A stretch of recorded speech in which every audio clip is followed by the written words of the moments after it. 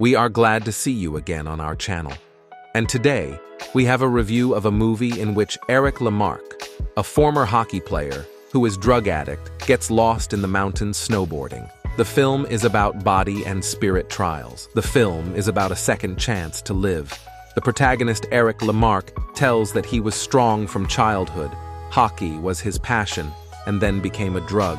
He says that he often got hurt in hockey.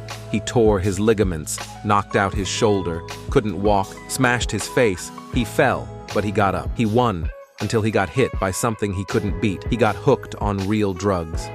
February 6th, 2004. 7:30 in the morning.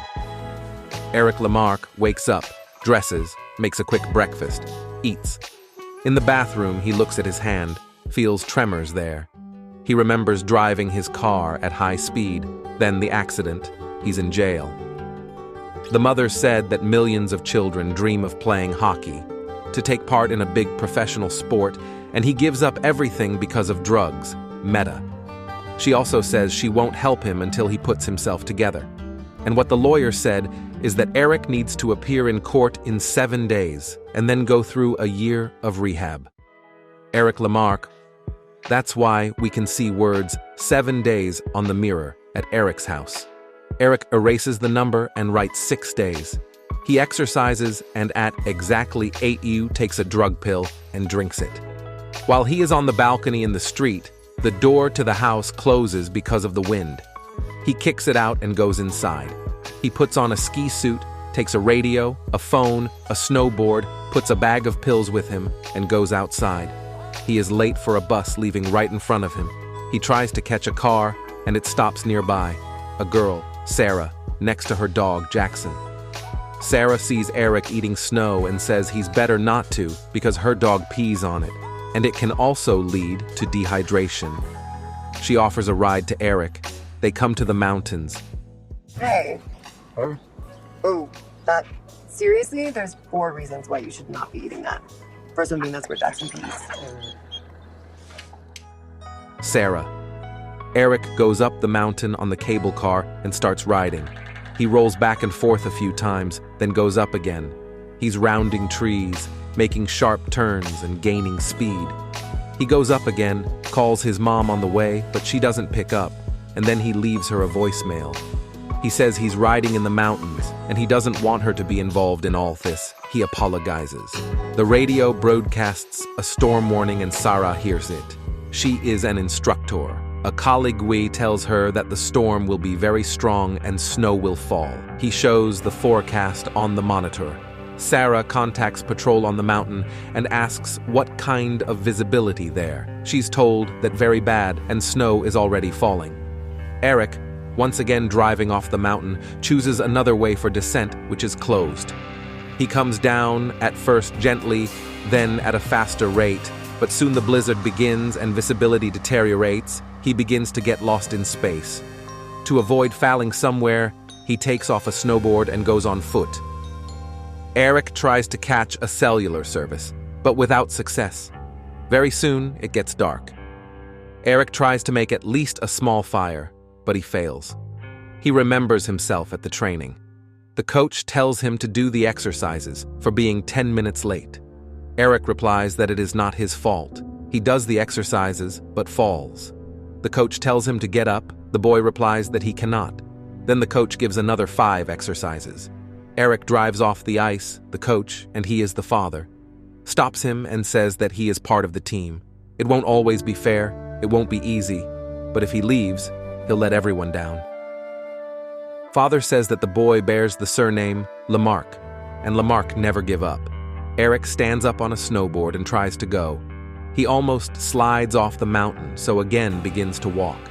Below, he sees wolves, scares them away with screams and runs away. To prevent the animals from finding him, Eric digs a hole in the snow and lies in it, closing the top with a snowboard. He gets flashbacks about times when he was little and his father and mother were arguing. He was watching them and hearing everything. Mom said Eric would be happier if he played with friends and watched TV instead of always worrying about hockey. She says that the father, who is also a coach, trains him too much, to which the father answers, holding a glass of alcohol, that Eric will not be a loser. He will not work from 9 to 18 every day and live with a wife he should not have married. Eric returns to his room and goes to bed. Day 2. Eric climbs out of the pit and goes to search for the base while checking his phone for connections. He drives on slopes in different directions and then stops, and abruptly falls into the water under the snow. He can barely get out of the hole, and, all wet and cold, he sits on the rocks, trying to warm himself up. He remembers pictures from the past again. As he is leading the puck, the coach and all the players of the team ask him to pass, but he ignores their words and himself leads the puck to the goal, scores a goal. The guy in the red uniform pushes Eric and he falls. Then he gets angry and goes to fight. The coach breaks them up and tells Eric that hockey is a team game, you need to pass. Eric says that he did score a goal. The coach replies that there is no ME in hockey, but only US, and that the emblem on the chest is important, not the last name on the back. The coach tells him to leave the ice and Eric leaves. Eric woke up.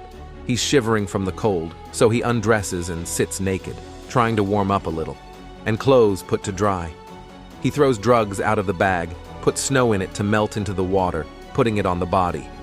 In the evening, when it gets dark, Eric shouts, "You can't stop me," and immediately notices the lights on the top and understands which way to go.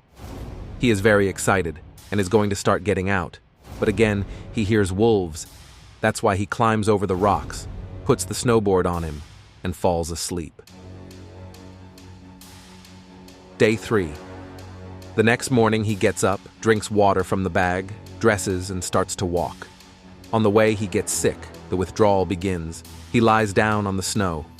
He remembers playing pool with another guy at his house. He asks if Eric misses Boston, to which he gets a negative answer. The guy admits that he misses, and is addicted to drugs. He tells Eric that everyone lacks adrenaline and offers to try drugs, and him. Eric agrees. Day 4. Eric wakes up from pain. The wound on his leg is terribly aching and bleeding. He begins to walk. Having reached one of the peaks, he realizes that there is nothing there. He is angry, cries out of impotence, and then begins to go into the other side. Eric walks, but very slowly, trying to catch a connection. So passes another day. He climbs into the shelter at night and sees that the phone is discharged. His mother is saying a prayer. Then she dials Eric and leaves him a message. She says she wanted to make sure he was okay. She also says he doesn't have to go through everything. She asks him to call her. She remembers little Eric as she was circling him and saying that he was the best thing in the world and that she loves him very much. Day 5. Eric is still going. He is difficult to move. He leans on the snowboard, then steps. And so time after time, he sits on the snow and rolls up his trousers. His legs are already beginning to turn blue from the wound, turning black because they are frost-bitten. He remembers breaking everything in his room. His mom came in and started saying that he's been living like this for 6 months. No money, no job, and now he's breaking everything. He shouts back and says he doesn't want to live like this because everything reminds him of hockey. Mom says she wants to help him if he let her, but Eric leaves. Eric tries to catch a radio signal. Day 6. Eric's mom starts to worry because he missed the trial.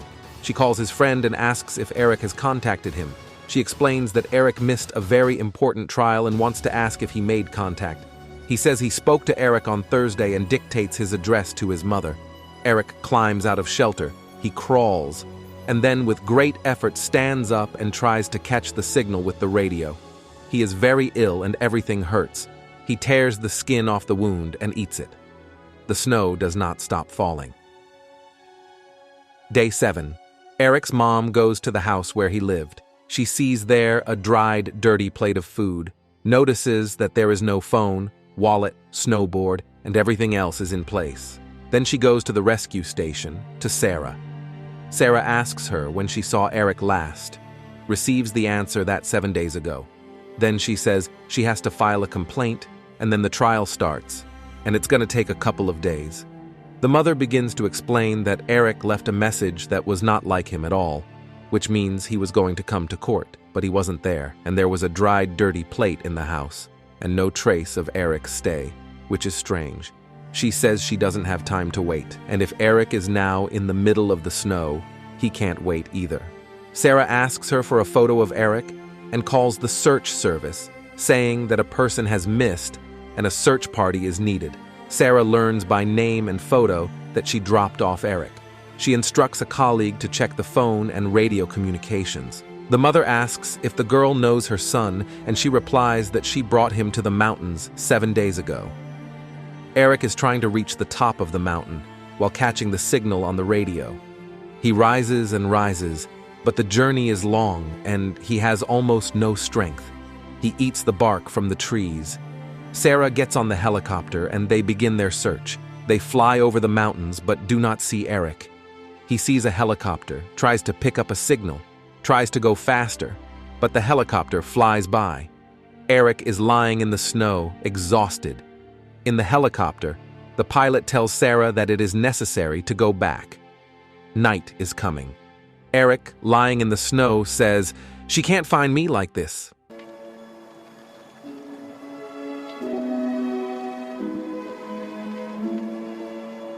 No.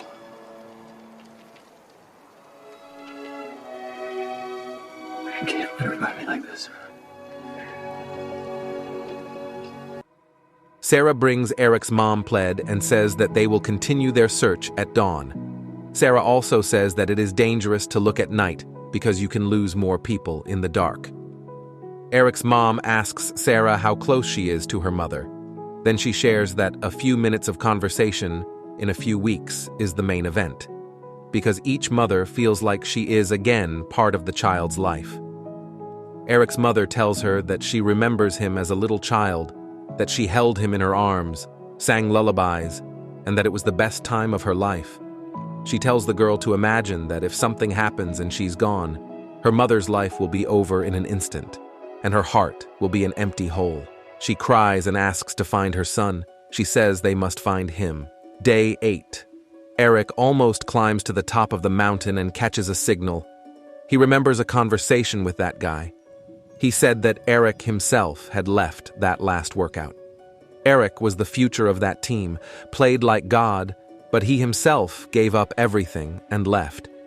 He recalls that it was not really the coach who threw him out, but Eric himself spat on the ice, took off his uniform, and said that he had enough. He also remembers his father leaving him and his mother, a little Eric trying to stop him, screaming and crying in the rain. Eric stands up with big effort and goes on. He gets to the top without stopping to catch the signal, but the radio discharges and he lies on the snow, looking up at the sky, loses consciousness. At the same time, Sarah already approaches Eric's mother and says that the rescue operation is canceled. Now they will be looking for the body. But at that moment, the signal appears literally for seconds. Colleagues of the girl spotted it and told her the name of the top from which the signal was. Sarah gets in the helicopter with the search team and they fly to the top. They find Eric, lift him into the helicopter and take him to base. He is alive but unconscious. Eric's mom says she loves him and cries, rejoicing that the son is alive. Eric behind the scenes says that till this mountain he did not see how low he fell, and apparently he had to go through all this to start living. August 2016. Eric tells this story to little hockey players.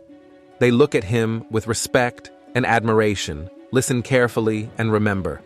Eric has amputated both legs.